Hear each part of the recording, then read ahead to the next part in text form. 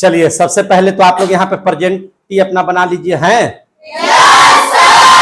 बहुत बहुत धन्यवाद। आज हम लोग प्राकृतिक संसाधन का चौथा पार्ट पढ़ेंगे। कोशिश किया था कि 3 पार्ट में हो जाए लेकिन नहीं हो पाया। चौथा पार्ट हम लोग आ गए हैं। 4 पार्ट में हम आपको बना रहे हैं। ध्यान से सुनिएगा, समझने का प्रयास कीजिएगा। कल हम जहां पे पढ़ा रहे थे आपने यही पढ़ा था मृदा प्रदूषण। इसके पहले जल प्रदूषण पढ़ाए थे।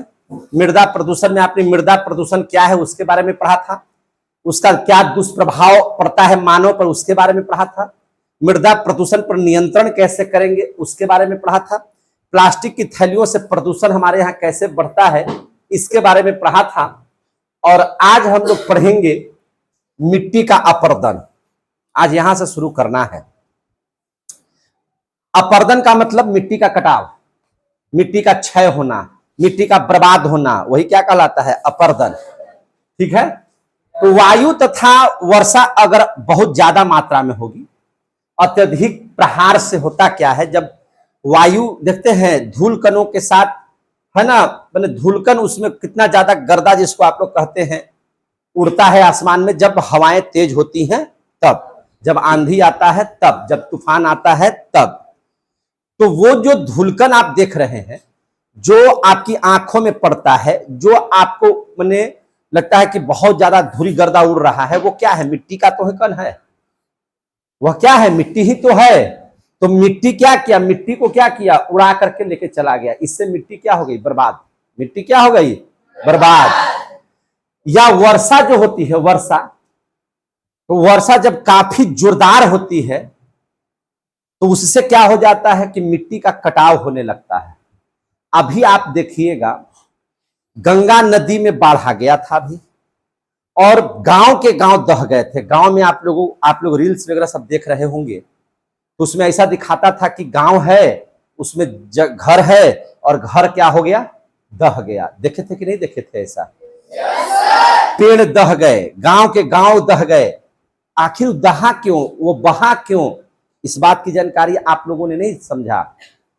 मिट्टी जो है वो कटने लगी। मिट्टी क्या होने लगी? उसका किनारा जो है वो कट कट करके कहां आने लगा? नदी में आने लगा।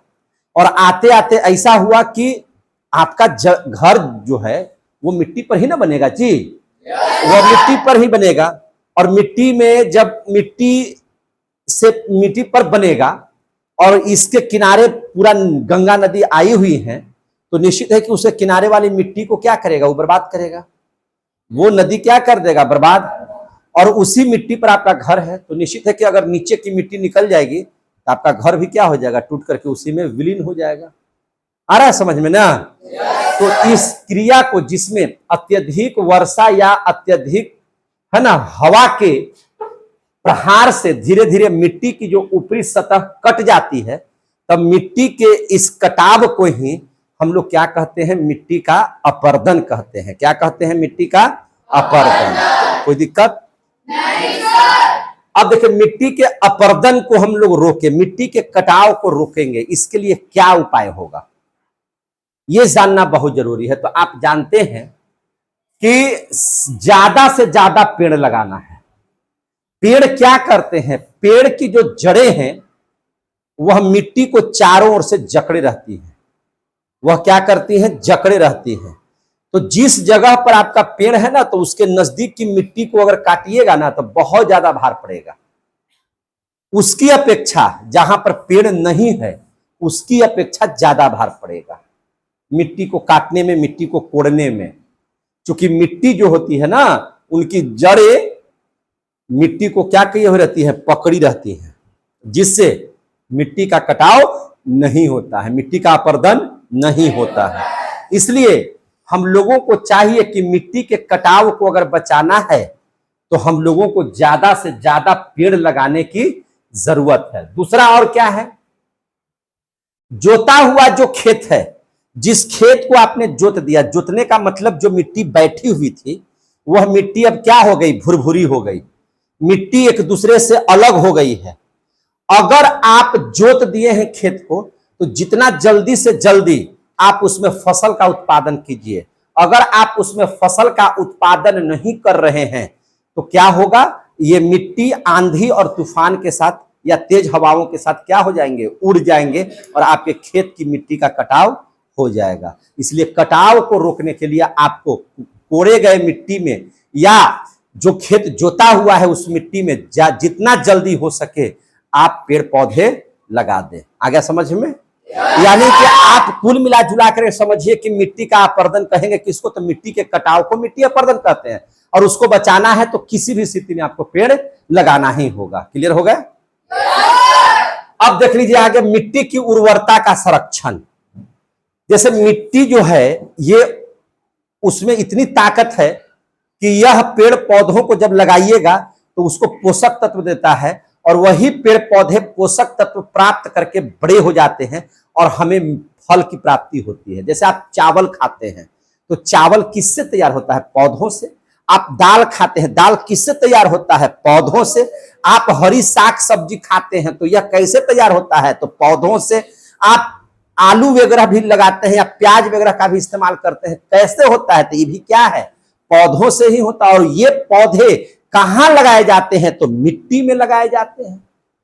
समझे कि नहीं? तो भैया ये मिट्टी में ऐसा क्या चीज है जिसकी वजह से ये सभी है ना पेड़ पौधे हमें फल की प्राप्ति देते हैं, तो भैया उसमें उर्वरता की शक्ति है, उसमें उपजने की क्या है, शक्ति है। और वही शक्ति की वजह से है ना माने जितना शक्ति उसके पास उपजाने का है मिट्टी का, वही मिट्टी की उर्वरता कहलाती है। क्या कहलाती है? उर्वरता। तो उसको कैसे बचाया जाए, मिट्टी की उर्वरता का संरक्षण कैसे करें, इस पर अब बात कर लेते हैं। तो सबसे पहले अगर आपके खेत की मिट्टी है वह उपजाऊ है कि नहीं है ना, इसको उपजाऊ बनाने के लिए आपको क्या करना होगा, फसल चक्रण करना होगा। सर फसल चक्रण क्या है, तो आप समझिए। जैसे अगर किसी खेत में आप एक ही प्रकार के फसल उगाते हैं तो इससे मिट्टी की उर्वरा शक्ति या उस खेत की उर्वरा शक्ति कमजोर हो जाती है। क्या हो जाती है? कमजोर। फिर जितनी मात्रा में उपजना चाहिए अनाज उतनी मात्रा में नहीं उपजता है। जैसे एक एग्जाम्पल के तौर पर हम आपको बताते हैं, आपके मनपसंद भोजन जो भी है, समझे कि नहीं, वही भोजन आपको सुबह शाम दोपहर, पहला दिन दूसरा दिन तीसरा दिन चौथा दिन पांचवा लगातार मिलते रहेगा, तो आपको जब शुरू शुरू मिलेगा तो खाने में अच्छा लगेगा। लेकिन एक ही प्रकार के भोजन अगर आपको लगातार मिलते जाएंगे तो खाने की रुचि बढ़ेगी कि घटेगी? निश्चित है कि घटेगी। फिर खाने का मन नहीं करेगा। तो आपको लगेगा कि पहले जब शुरू शुरू में खाइएगा तो ज्यादा खाइएगा, लेकिन एक ही प्रकार का चीज हमेशा आपको मिलते रहेगा तो खाने की अभिरुचि आपकी घट जाएगी और धीरे धीरे खाना आपका कम हो गया। ठीक उसी प्रकार से अगर एक ही खेत में एक ही प्रकार के फसल हमेशा लगाते रहेंगे तो उसके उपजने की शक्ति क्या हो जाएगी? कम हो जाएगी, या समझिए कि कमजोर हो जाएगी। समझे कि नहीं? तो इसलिए कहता है कि अगर आप चाहते हैं कि आपके खेत की मिट्टी उपजाऊ हो तो आप अपने खेतों में बदल बदल करके फसल लगाइए। कैसे लगाइए? बदल बदल करके फसल लगाइए। और जब आप एक ही खेतों में बदल बदल करके फसल लगाते हैं तो इसी चीज को हम लोग क्या कहते हैं? फसल चक्रण। इसी चीज को हम लोग क्या कहते हैं? फसल चक्रण। इससे क्या होता है? तो इससे खेत उपजाऊ हो जाता है। जैसे सपोज दैट अभी आप चावल दाल सब्जी खा करके आए हैं और संजोग से रात में आपका मन पसंदीदा भोजन जो कभी नहीं बनता है या बहुत दिन के बाद बनता है और आज बने रात में, तो खाने की ललक बढ़ेगी कि नहीं बनेगी? बढ़ेगी। जैसे मान के चलिए कि जो बच्चा है ना जिसको हम लोग कहते हैं बचका उचका खाएगा, रात में बनेगा, तो उसको तो लगेगा ना कि ना आज एकदम हो भाई, 2 रोटी चावल जो है सब बनाओ, भभरा साथे है ये है, तो पूरा और तेजी से खाएगा। या मान के चलिए कि बहुत दिनों के बाद आपको कभी पूरी बुंदिया सब्जी सब मिल जाता है तो हम लोग ज्यादा अभिरुचि से खाते हैं। या जिनको मटन वगैरह पसंद है या मछली वगैरह पसंद है या मुर्गा वगैरह सब पसंद है, तो कभी कभी आपको अगर मान के चलिए कि रोज सिंपली भोजन कर रहे हैं और सप्ताह में या 10 दिन पर या 20 दिन पर वो भोजन बन गया, तो खाने की ललक बढ़ जाती है कि नहीं बढ़ जाती है?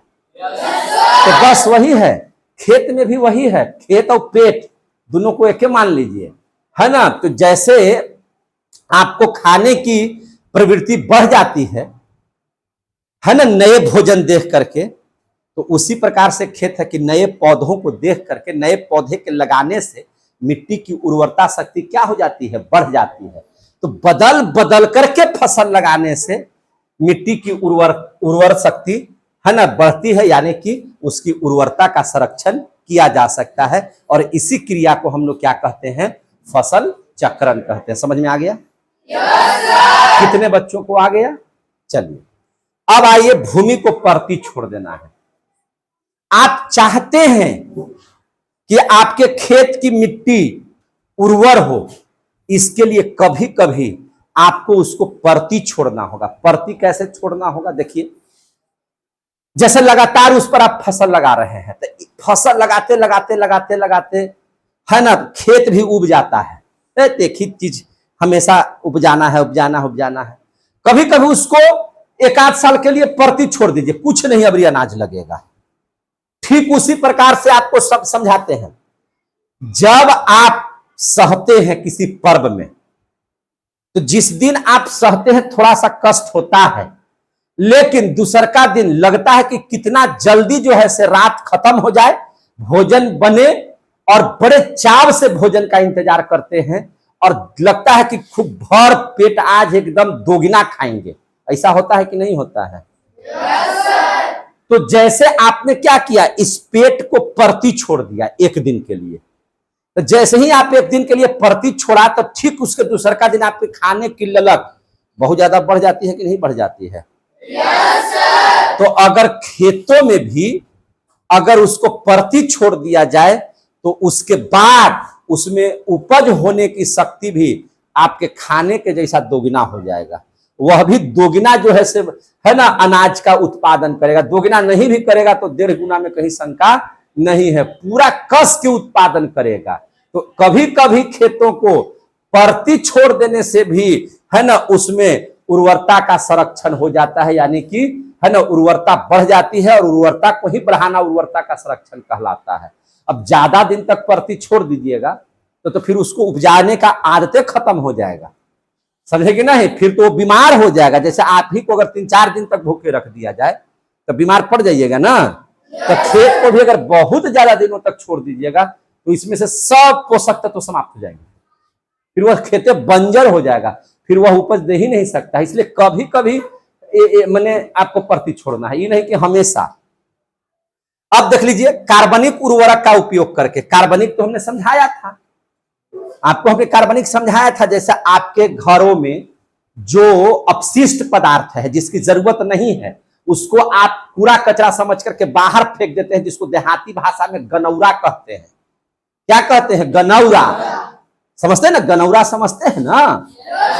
ट्रक में लाद लाद के लोग खेतों में छिटता है, या गोबर को जमा करके है ना उसका छिटाई किया जाता है। कहाँ? खेतों में किया जाता है। ये सब क्या है? ये सब कार्बनिक उर्वरक ही तो है, समझे कि नहीं? जिसका इस्तेमाल अगर आप करते हैं, जिसका इस्तेमाल आप करते हैं खेतों में, खाद का है ना, ये सब खाद है, तो वह उससे क्या होता है? उसकी उर्वरता शक्ति क्या होती है? बढ़ती है, और संरक्षण इसका हो जाता है।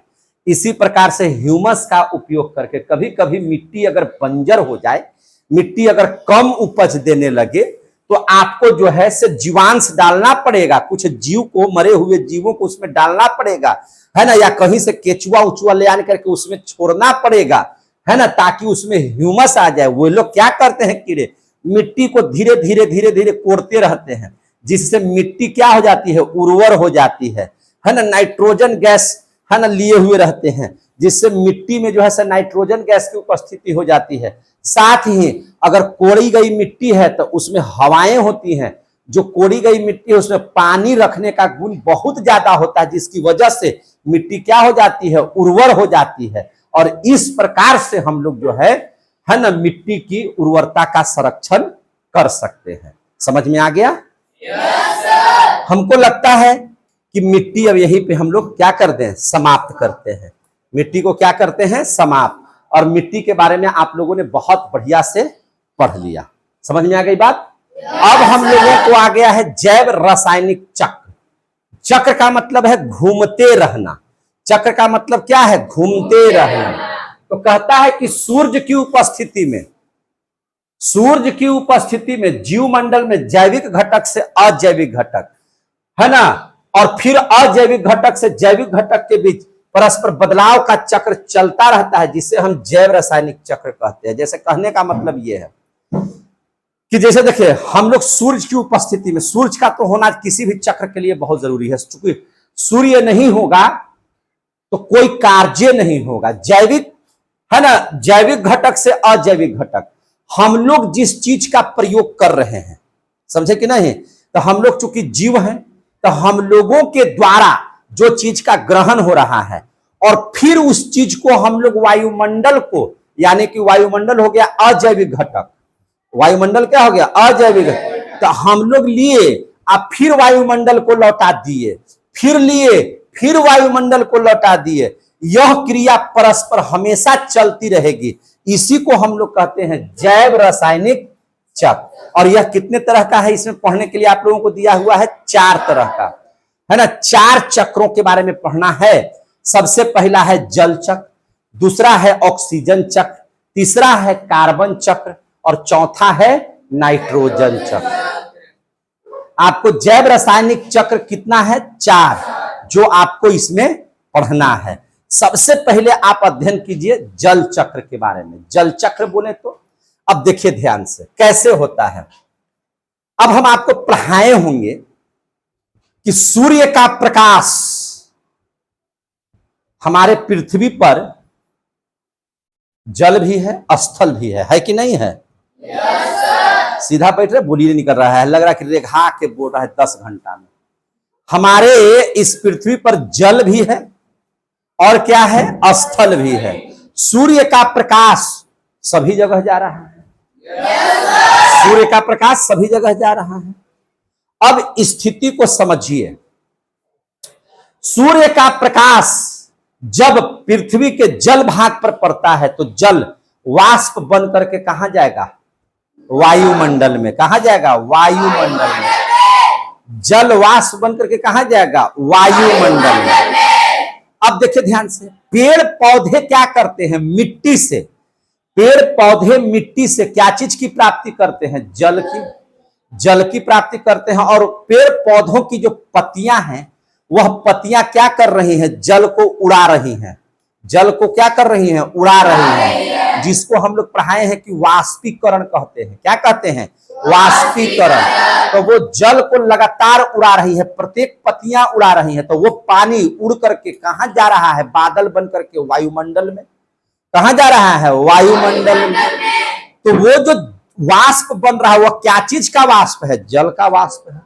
किसका वाष्प है, जल का। तो अब बताइए, नीचे का जल, नीचे का जल कहां जा रहा है, ऊपर, और ऊपर जाकर के क्या बना दे रहा है, बादल। किसका बादल बना रहा है, पानी का। किसका बादल बना रहा है, पानी का। और जैसे ही संघनन की प्रक्रिया हो गई, ऊपर जाने के बाद, है ना, वह बादल माने वह जो जलवाष्प है ठंडा होगा। तो ठंडा जैसे ही होगा, तो आपको पढ़ाए हैं कि वाष्प ठंडा होकर के द्रव का निर्माण करता है, जल का निर्माण करता है, पढ़ाए है ना। और जब वाष्प ठंडा होने पर जल बन जाए तो उसको हम लोग क्या कहते हैं, संघनन। और उस प्रकार से आपने क्या देखा कि सूर्य के किरणों के प्रभाव से जलाशयों में, जैसे नदी है, नहर है, आहर है, पोखर है, समुद्र है, साथ ही हम लोग पानी पीते हैं तो इससे भी वाष्प बाहर निकलता है। खाना बनाते समय भी वाष्प बाहर निकलता है। आप देखिएगा जो जीव जंतु है ना पानी पीते हैं जलाशय से, है ना, गर्मी में उनके भी शरीर से वाष्प बन करके बाहर निकलता है पानी। पेड़ पौधों के द्वारा भी पानी वाष्पित होकर के सब के सब कहां जा रहा है, वायुमंडल में। सब के सब कहां जा रहा है, वायुमंडल में। और वायुमंडल में जाकर के ये जो जलों के वाष्प है, जलवाष्प जो है, वहां संघनन प्रक्रिया के माध्यम से पुनः क्या किया, वर्षा करवा दिया। तो जितना पानी सूख करके ऊपर गया, पुनः पानी वर्षा के रूप में कहां गिर गया, नीचे गिर गया। तो ये प्रक्रिया एक बार ऐसा होता है कि हमेशा होते रहता है, हमेशा होते रहता है। जैसे जैसे है ना, वर्षा का पानी नीचे गिरा तो पानी से सब भर गया, फिर सूरज की किरणें उगी, सबको सोख लिया, ऊपर चला गया। तो यह प्रक्रिया चूंकि निरंतर चक्के के समान चलते रहती है, तो इसी चीज को हम लोग जल चक्र कहते हैं। इसी चीज को क्या कहते हैं, जल चक्र। कितने बच्चों को समझ में आ गया? यह जल का ऐसे, जैसे हम लोग ले रहे थे, हम लोग जैविक घटक है, हम लोगों से पानी वायुमंडल में चल जा रहा है, यानी कि अजैविक घटक में जा रहा है। तो जैविक घटक से अजैविक घटक, अजैविक घटक से जैविक घटक, जैविक से अजैविक, अजैविक से जैविक, यह प्रक्रिया निरंतर चलते रह रहा है। इसी को हम लोग क्या कहेंगे, जल चक्र। समझ में आ गया? और इसी चीज को लिख देना है। देख लीजिए कैसे लिखा हुआ है, जल चक्र। देखिए यहाँ पे वाष्प जलाशय है, यह क्या है, जलाशय है। इस जलाशय से वाष्प बन करके यहाँ पे पानी बन गया, पानी फिर संघनित होकर के वर्षा हो गया, वर्षा होकर के सारे पेड़ पौधे जलाशयों में पुनः भर गए। फिर से इससे सूरज की गर्मी पा करके, सूरज की गर्मी पा करके, समझ रहे हैं बात है, सूरज की गर्मी पा करके फिर से क्या हो रहा है, सुखा जा रहा है और वाष्प बनते जा रहा है। इसी चीज को आपको लिख देना है। कैसे लिख देना है, पढ़िए। सूरज की गर्मी से नदी, तालाब एवं समुद्र का जल से जलवाष्प बनता है। अभी पढ़ाए। जलवाष्प ऊपर उठता है और संघनित होकर बादल का निर्माण करता है। पढ़ाए। बादल में स्थित जल की बड़ी बूंदें वर्षा के रूप में धरती पर गिरती हैं, फिर यह जल बन करके नदी तालाबों में चला जाता है। प्रकृति में यह चक्र हमेशा चलते रहता है, जिसे क्या कहते हैं, आगे समझ में? तो ये तो हो गया नदी और समुद्र के बारे में। अब जरा सा देख लीजिए यहाँ पे, माने मिट्टी के बारे में और पेड़ पौधे के बारे में। वर्षा जल के कुछ भाग को मिट्टी अवशोषित कर लेती है, मिट्टी अवशोषित कर लेता है, खींच लेता है। पेड़ पौधे अपनी जड़ों के द्वारा, पेड़ पौधे क्या करते हैं, जड़ के द्वारा जो मिट्टिया में पनिया घुस गया उसको बाहर निकाल लेता है कि नहीं? अरे भैया, पेड़ पौधा जड़वे से ना पनिया को खींचता है, और खींच करके पत्तियों को कहता है कि उड़ाओ पानी, है ना, एकदम उड़ाओ पूरा एकदम, और क्या बना दो, जलवाष्प बना दो। तो वही कहता है कि पेड़ पौधे अपनी जड़ों द्वारा सतह जल अवशोषित करते रहते हैं। जल का कुछ भाग वे प्रकाश संश्लेषण प्रक्रिया द्वारा अपना भोजन बनाने में प्रयुक्त करते हैं। शेष जल वे प्रस्वेदन क्रिया द्वारा वायुमंडल को छोड़ देते हैं। जलवाष्प बनाकर कहां छोड़ देते हैं, वायुमंडल को। यह प्रक्रिया लगातार चलते रहती है। अब देख लीजिए आगे, जानवर जलाशयों में जल पीते हैं, बोले हैं कि नहीं बोले हैं? अब देखिए, और उनके शरीर से जल वाष्पित होकर के वायुमंडल में चले जाते हैं। यह भी क्रिया क्या होती है, लगातार चलती रहती है। जीव जंतु पेड़ पौधे सब के सब क्या है, जैविक घटक है। जैविक घटक का पानी निकल करके कहां गया, अजैविक घटक वायुमंडल में चला गया।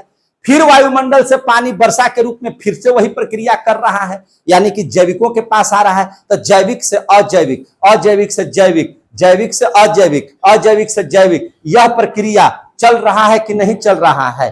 कैसे चल रहा है, तो एक साइकिल की तरह चल रहा है। कैसे चल रहा है, साइकिल की तरह। तो इसी क्रिया को हम लोग जब जल के बारे में पढ़ रहे हैं तो इसी को क्या कहेंगे, जल।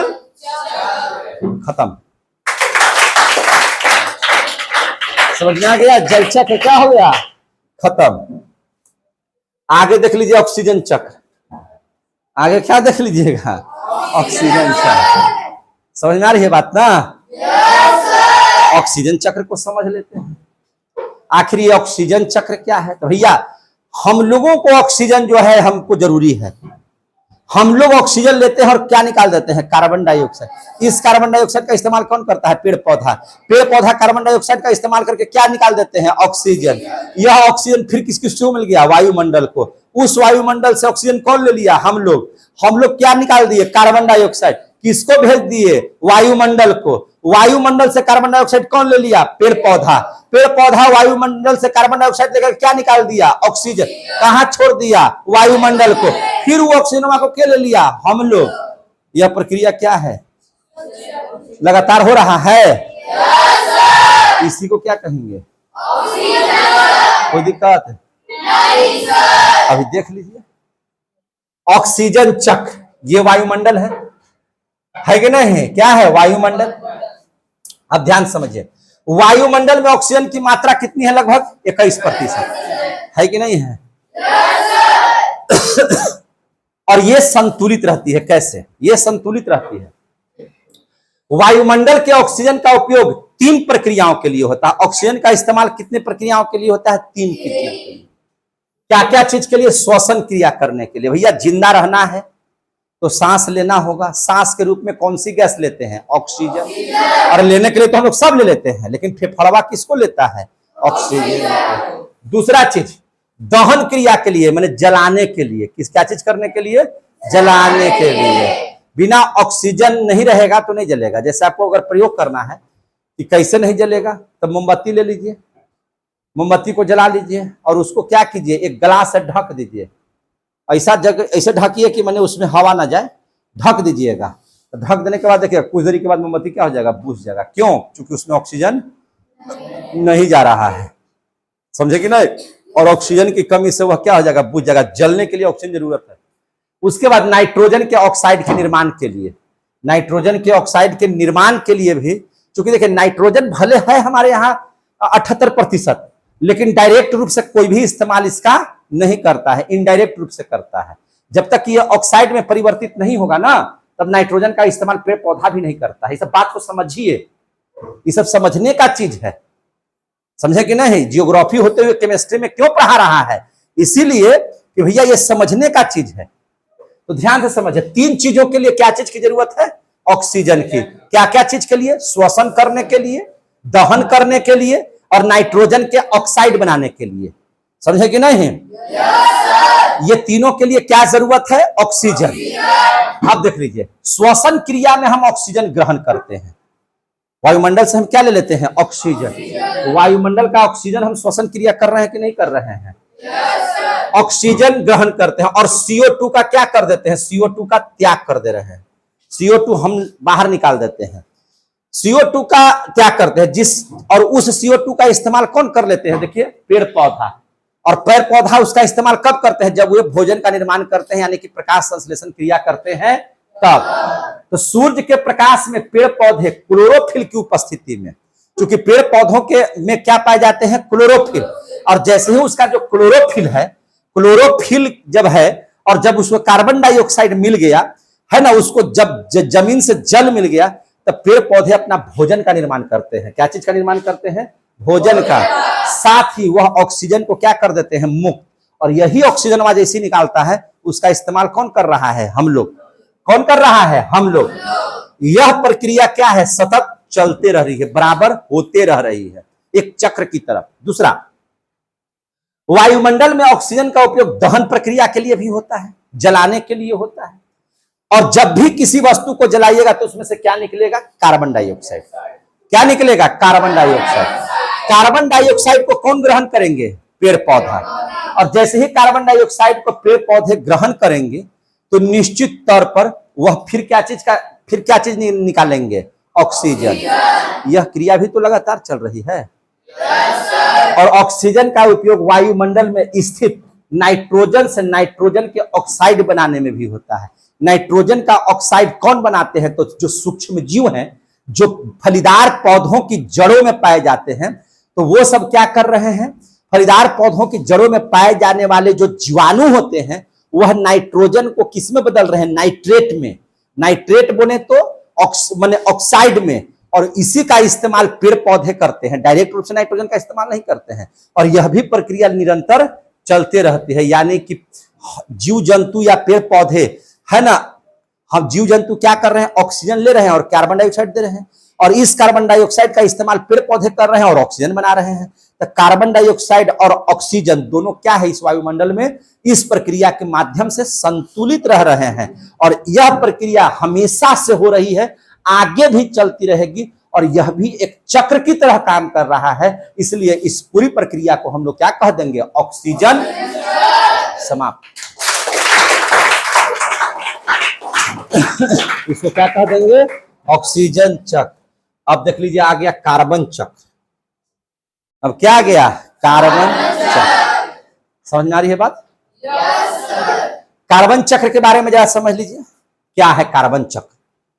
तो भैया देखिए, कोई ऐसा जीव जंतु है जिसमें कार्बन मौजूद नहीं है? सब में कार्बन मौजूद है। कैसे? पेड़ पौधे अपना भोजन बना रहे हैं कि नहीं बना रहे हैं? पेड़ पौधे भोजन जो बना रहे हैं उसका नाम क्या है, C6H12O6। C6H12O6। हम लोग चावल खा रहे हैं, कार्बन मिल रहा है कि नहीं मिल रहा है?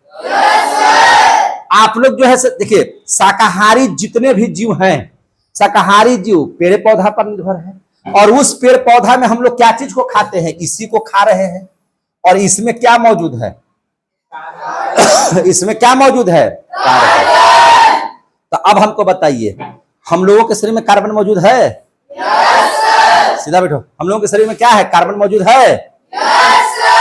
तो अगर आपसे कोई पूछे कि क्या आपके शरीर में कार्बन है, तो बताइएगा ना। तो बोलेगा कि हम नहीं मानेंगे, तब आपको कैसे समझाइएगा कि आप जो भोजन करते हैं वो भोजने का सूत्र है C6H12O6, और उसमें है क्या चीज, कार्बन। पेड़ पौधा तो ये दे ही रहा है, तो पेड़ पौधा में तो कार्बन है है।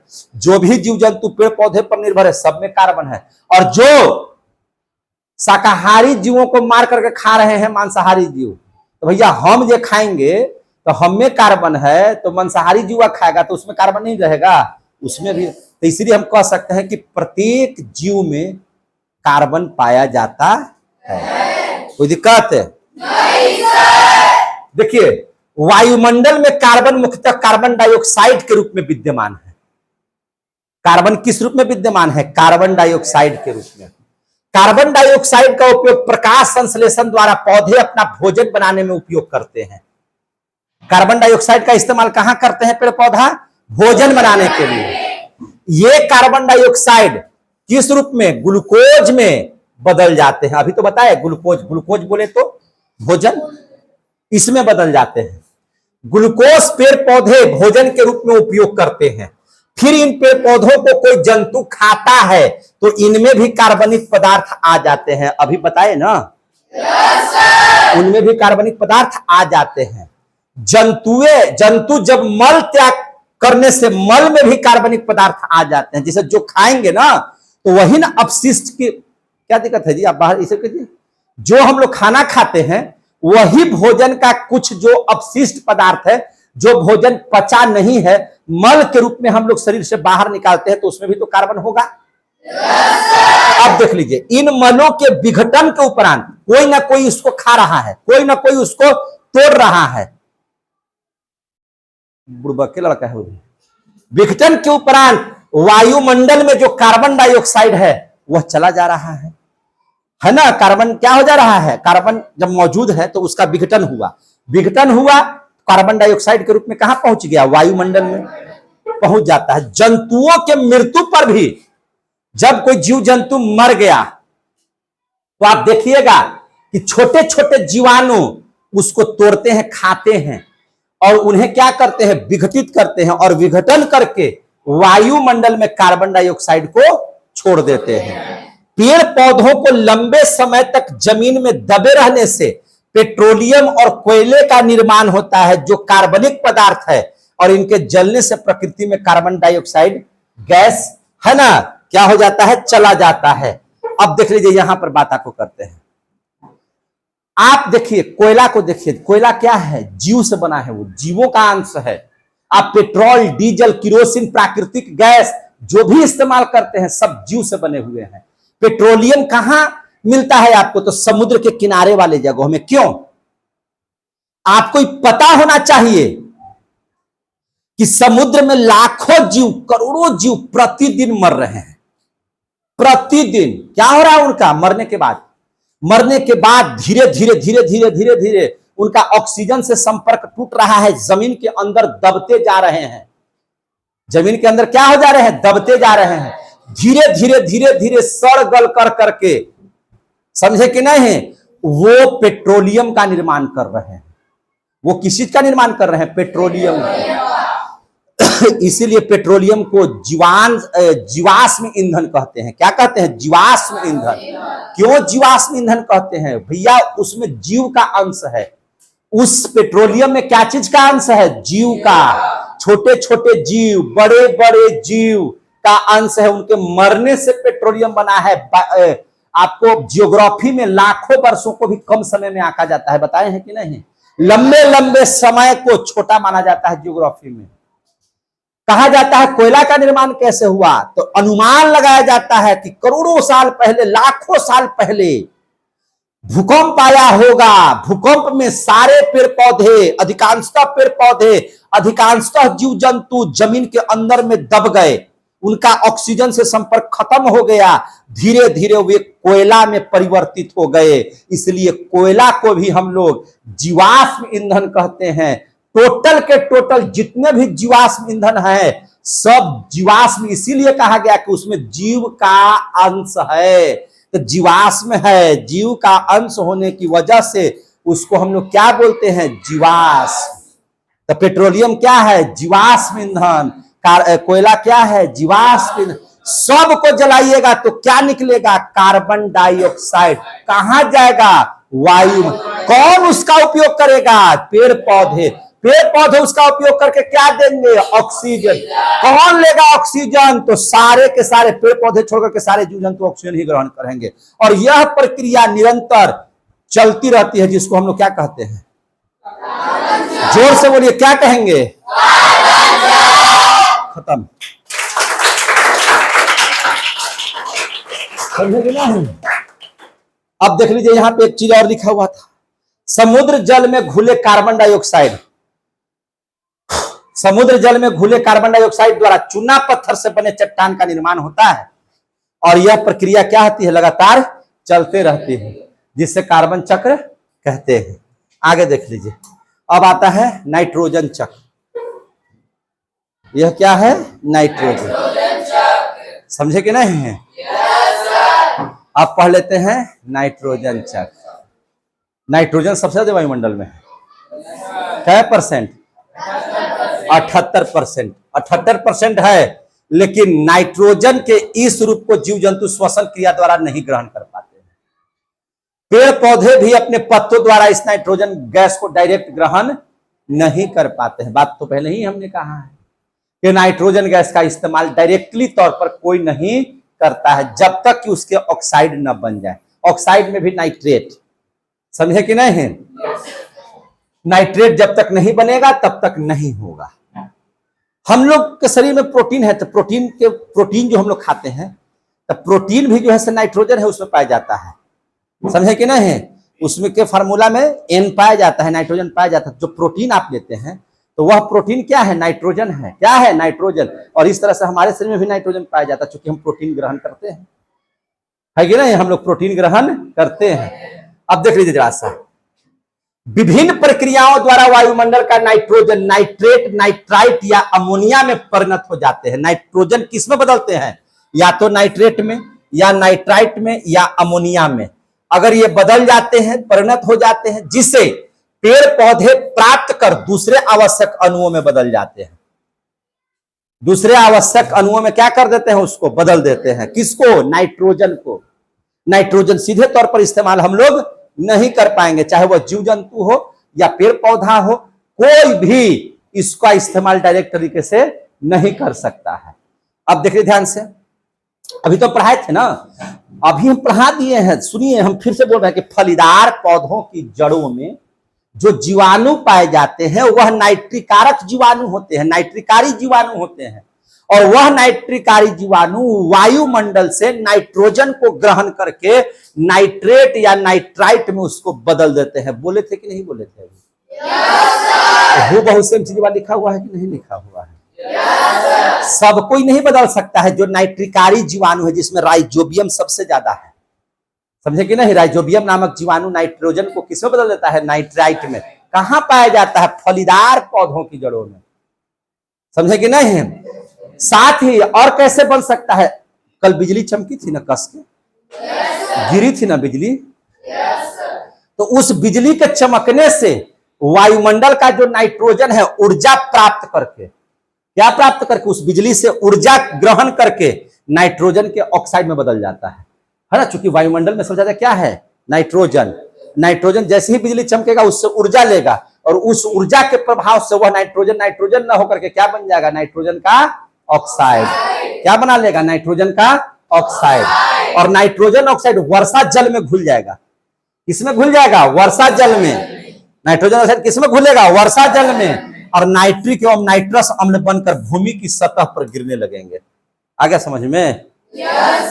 भूमि की सतह पर या क्या चीज बन करके गिरेगा, है ना, नाइट्रिक और नाइट्रस बन करके, समझे कि नहीं।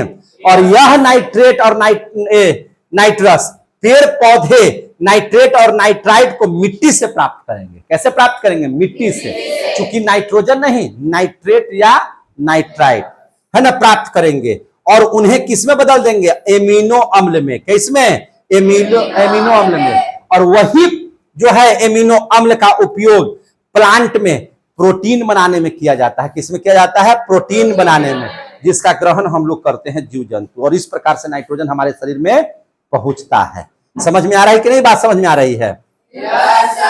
अब जब कोई जंतु या पेड़ पौधे मर जाते हैं या उनकी मृत्यु हो जाती है तो मिट्टी में मौजूद बैक्टीरिया मरे हुए पौधों या जंतु में स्थित प्रोटीन को अमोनिया में बदल देता है। किसमें बदल देता है, अमोनिया में। और यही अमोनिया में बदल देता है और अमोनिया जीवाणु द्वारा नाइट्रेट में परिवर्तित कर दिया जाता है। और यह प्रक्रिया भी कैसे है, निरंतर चलती रहती है। जैसे आपके शरीर में प्रोटीन है, जीव जंतु में प्रोटीन है, मर गया तो उसको क्या किया, है ना, जीवाणु खा लिया।